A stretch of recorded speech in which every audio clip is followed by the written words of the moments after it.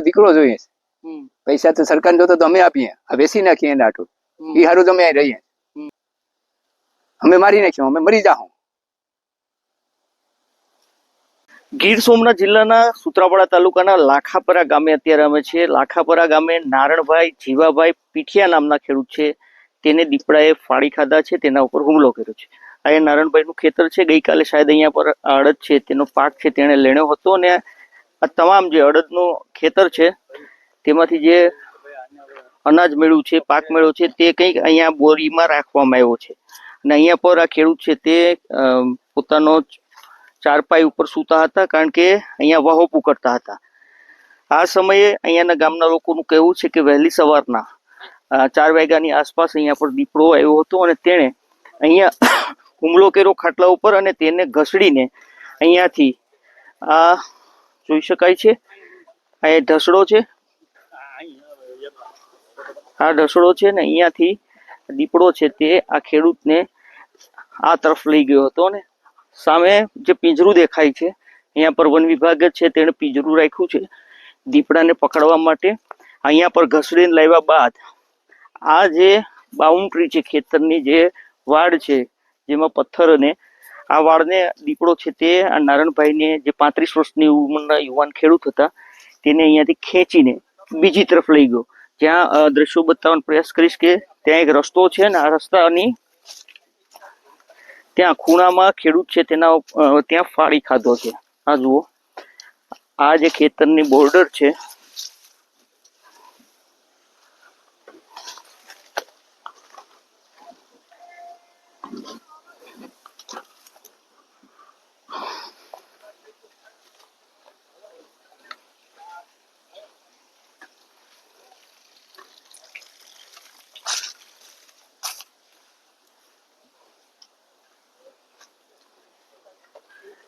અહીંયાથી આ ખેડૂતને ઢસડીને લાવ્યા બાદ આ જે તમામ જે ઝાડીઓ છે તેની અંદરથી અહીંયા પર લાવ્યા હતા, અને અહીંયા પર આ દીપડો છે તેણે આ ખેડૂતને ફાડી ખાધા છે. ફાડી ખાધા બાદ આ વાડી વિસ્તારનો રસ્તો છે, અહીંયા લોકોનું એ પણ કહેવું છે કે અહીંયાથી કોઈ પસાર પણ એ સમયે થયું હતું ત્યારે દીપડો તેને છોડીને નાસી ચૂક્યો હતો. પરિવારના સદસ્યો તેની શોધખોળ કરતા હતા. વહેલી સવારે મારી સાથે અહીંયાના એના પાડોશી છે તેની સાથે વાત. દાદા, શું નામ છે તમારું? મારું અજય પટાટ.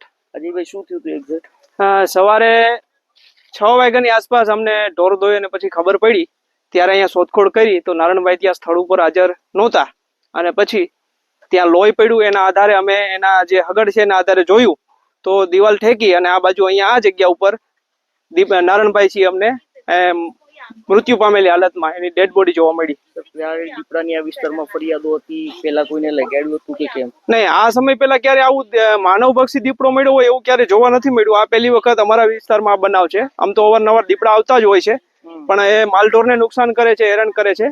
માણસોને કર્યું હોય એવું બન્યું નથી. વિસ્તારમાં બધા ખેડૂતો રાત્રિના રખોપા આ રીતે જ કરતા હોય? હા, ખેડૂતોની કાયમ માટે અમારે રખોપા કરવા જ પડે છે. દીપડા વન્ય પ્રાણીઓની સાથે હુર ને આવા બધા આવે જ છે, એટલે એના માટે ખેડૂતો જાગતા જ હોય છે રાતે.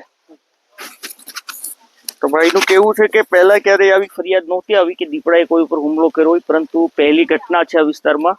સામાન્ય રીતે ખેડૂતોમાં એટલે દહેશત નહોતી કે અહીંયા પર હુમલાઓ ઓછા થતા હતા. સવાલ એ છે કે વન વિભાગ છે, સરકાર છે, તે ખેડૂતોને મંચા આપે છે જે લોખંડના ખેડૂતો પોતાના ખેતરમાં રખોપા કરી શકે એ હેતુથી, પરંતુ એ ગીરની બોર્ડરના ગામના ખેડૂતોને આપે છે.